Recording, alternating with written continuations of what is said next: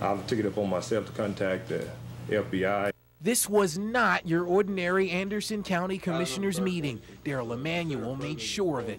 It appeared that the taxpayers of this county has been scammed to the point of fraud. Strong words about what began as a simple restoration project of the county-owned federal building in Palestine.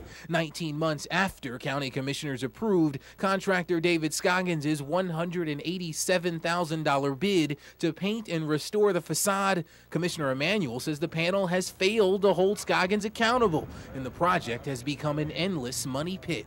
Someone is actually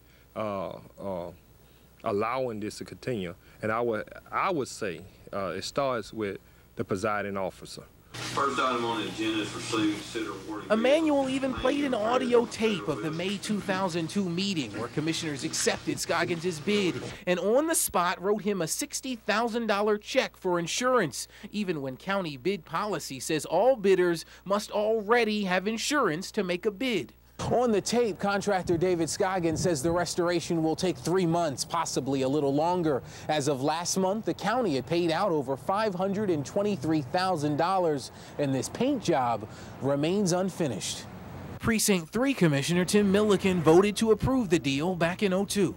Do you regret your vote? I regret how it was done and how the contract we were taken advantage of, and that's what I really feel, that we were taken advantage of on our contract. By David Scoggins?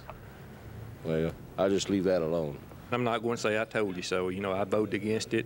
Their vote counts just the same as mine. I got 1 vote, the rest of the court has 1 vote. I voted against it because I could anticipate these problems. But for now, County Judge Kerry McKinney has stopped all county payments, but too little, too late, says the commissioner from Precinct 3. Yes, it may have been stopped Monday. However, who to say it won't start back up this coming Monday?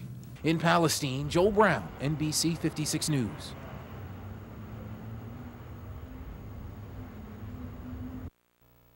So what is wrong with doing right now what we said we were going to do? We were here last week. That was wrong with it. We said no last week, and for it to be back on the agenda this week to move that same amount of money with the federal building still attached to this, and we just said we were not going to spend no money on the federal building, then that is what's wrong with it. However, heated words this holiday season for Anderson Countyans. This old federal building in downtown Palestine is more than the ghost of Christmas past.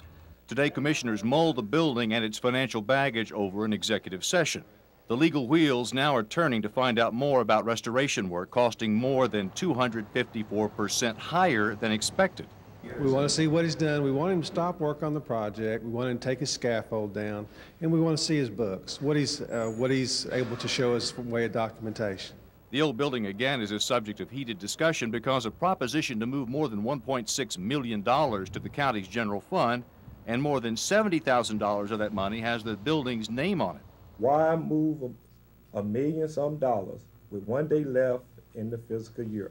With all the stuff going on right now, Judge, with all the stuff going on right now about the federal building, I don't think that we should be moving anything because someone may allege we trying to cover up something.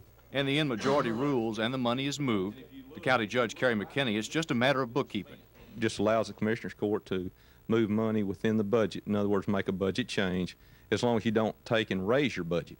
Precinct 2 Commissioner Darrell Emanuel argued the proposal when it came up during the last court meeting and still thinks the move is unseemly. Because the federal building was attached to that budget amendment and all the contemplated litigation, then it was said to not move any money for fear of it appearing to be a cover-up. And to come back and do it a week later kind of troubles me.